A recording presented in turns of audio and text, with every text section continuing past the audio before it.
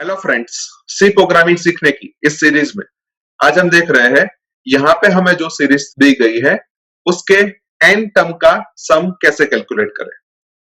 तो सबसे पहले मुझे एन की जरूरत पड़ेगी, तो मैं वो डिक्लेयर कर देता हूं, लेट्स से इंटीजर एन।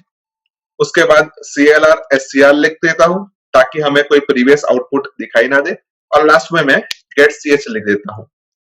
अभी जो ऊपर हमने एन डिक्लेयर किया है उसको हमें यूजर के पास से लेना है, तो उसके लिए मैं यहाँ पे एक printf स्टेटमेंट लिखता हूं और उस printf स्टेटमेंट के अंदर लिखता हूं एंटर एन। उसके बाद उसके अप्रोप्रिएट एक scanf फंक्शन लिखता हूं और उस scanf फंक्शन के अंदर मैं लिखता हूं %d एड्रेस ऑफ एन। अभी यहाँ पे हमें जो सीरीज दी गई है उसके पहले टर्म के अलावा बाकी के सारे टर्म्स एक जैसे दिख रहे हैं, लेकिन पहला टर्म बाकी के टर्म जैसा दिख नहीं रहा है, तो सबसे पहले मैं उसको बाकी के टर्म जैसा लिख देता हूं ताकि हम आराम से फॉर्मूला बना सके। अगर आप किसी भी नंबर को 1 से डिवाइड करो तो आंसर के तौर पे वो नंबर खुद ही आता है। तो हम हमारे पहले टर्म के अंदर जो हमने 1 लिखा है उसकी जगह पे हम ऐसा लिखते हैं कि 1/1। उसके बाद हमारा सेकेंड टर्म 1/2 है। उसके बाद थर्ड टर्म हमारा 1/3 है। उसके बाद फोर्थ टर्म हमारा 1/4 है। और सपोज हम n की वैल्यू 5 एज्यूम करें तो उसके बाद लास्ट टर्म हमारा 1/5 होगा, यानी कि हमने यहाँ पे 5 टर्म का सम कैलकुलेट किया है। अभी सपोज कॉमन फॉर्मूला बनाने के लिए हम सभी टर्म को देखें तो सभी टर्म का न्यूमरेटर 1 ही है, लेकिन सभी टर्म का डिनोमिनेटर चेंज होता है। और डिनोमिनेटर में भी हम देखें तो पहले टर्म का डिनोमिनेटर 1 है, सेकेंड टर्म का 2 है, थर्ड टर्म का 3 है, फोर्थ टर्म का 4 है और फिफ्थ टर्म का 5 है। यानी हम ऐसा बोल सकते हैं कि डिनोमिनेटर की वैल्यू 1 से स्टार्ट होती है और n तक जाती है। यानी कि इस केस के अंदर पहला डिनोमिनेटर 1 है, सेकेंड डिनोमिनेटर 2 है, थर्ड डिनोमिनेटर 4 है और फिफ्थ डिनोमिनेटर 5 है। अभी फर्स्ट केस का इवोल्यूशन हम करें तो हमारा न्यूमरेटर 1 है और डिनोमिनेटर भी हमारा 1 है, यानी कि पहला हमारा कैलकुलेशन 1 ही होगा। सेकेंड केस में हम देखें तो हमारा न्यूमरेटर 1 है, डिनोमिनेटर 2 है, यानी कि सेकेंड केस में हमारा आंसर 0.5 होगा। थर्ड केस में हम देखें तो न्यूमरेटर 1 है और डिनोमिनेटर 3 है, यानी कि हमारा आंसर 0.333 होगा।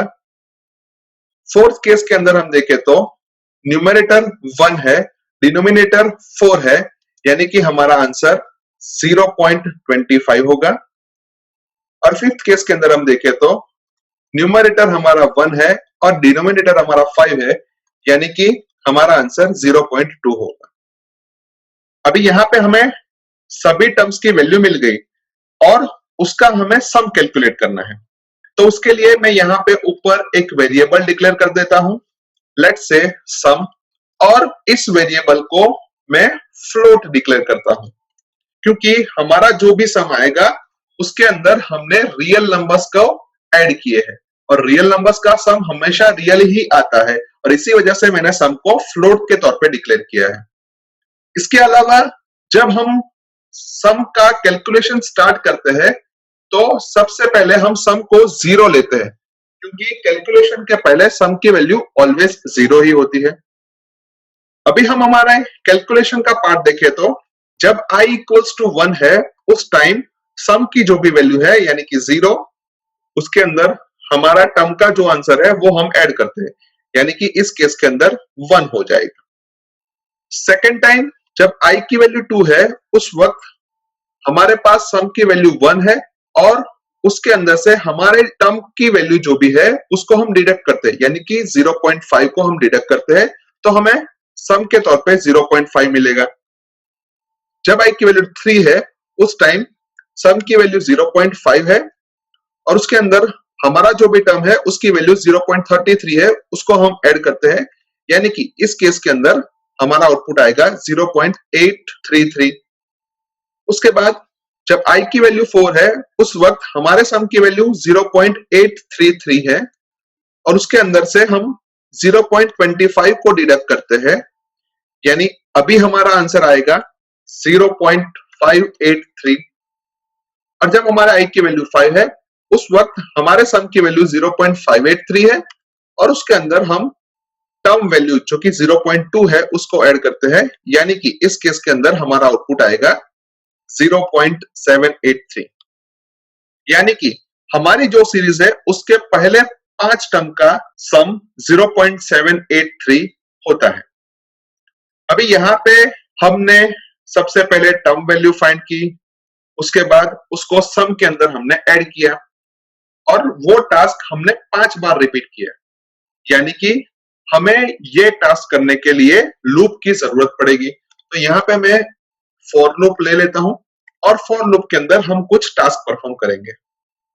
अभी यहाँ पे हम ध्यान से देखें तो हमारा न्यूमरेटर कांस्टेंट 1 ही रहता है और डिनोमिनेटर हमेशा चेंज होता है, लेकिन डिनोमिनेटर की वैल्यू भी 1 से स्टार्ट होती है और n तक जाती है, n से बढ़ती नहीं है।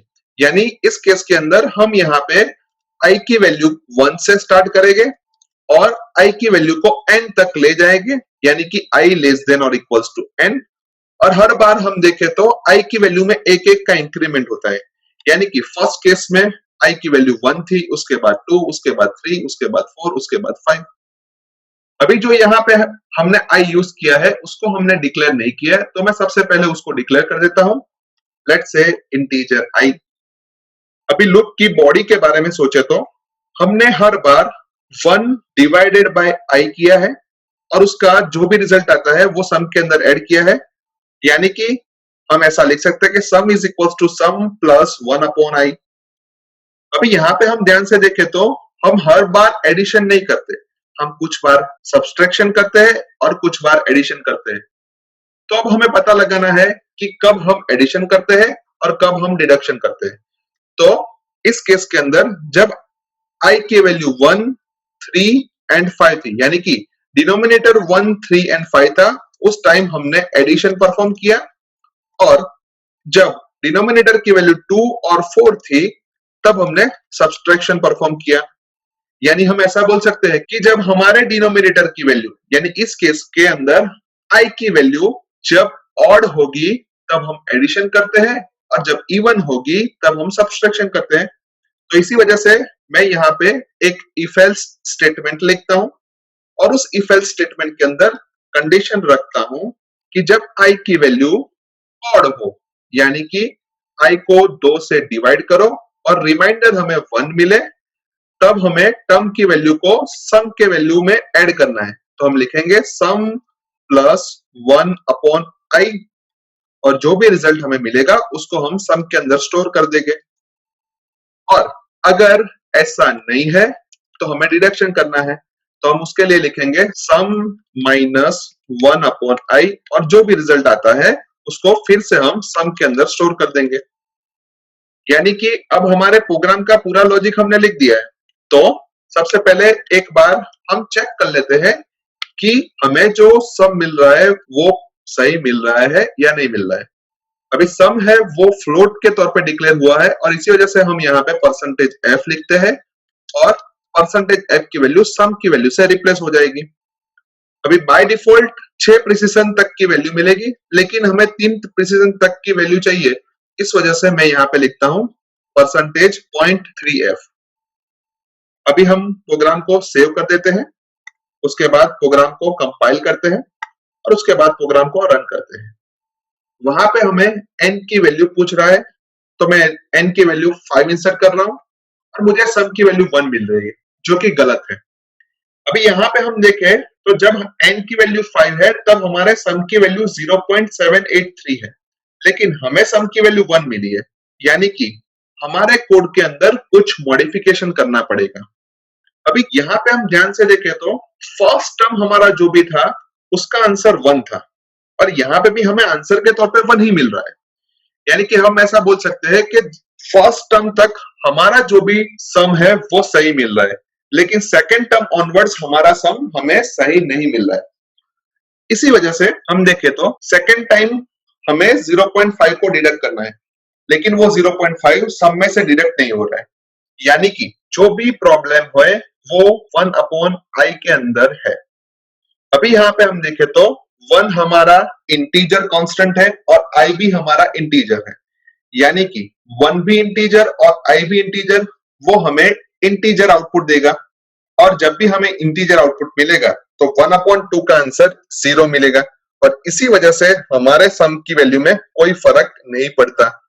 इसलिए मुझे आइदर 1 को आइदर i को फ्लोट में कन्वर्ट करना पड़ेगा। तो मैं यहाँ पे i को फ्लोट में कन्वर्ट कर देता हूं, लेट्स से फ्लोट i। और वैसे ही मैं ऊपर भी लिख देता हूं, लेट्स से फ्लोट i। अभी एक और बार प्रोग्राम को सेव कर देते हैं, फिर से एक बार कंपाइल करते हैं। कंपाइलेशन में कोई भी एरर नहीं है तो प्रोग्राम को रन करके देख लेते हैं।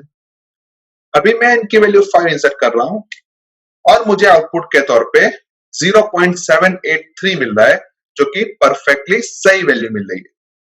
अभी सपोज यहाँ पे हम n की वैल्यू 3 एज्यूम करें तो हमें आउटपुट के तौर पे 0.833 मिलना चाहिए। तो मैं उसको भी एक बार चेक कर लेता हूं कि n की वैल्यू अगर 3 है तो मुझे आउटपुट के तौर पे 0.833 मिल रहा है, जो कि परफेक्टली सही है।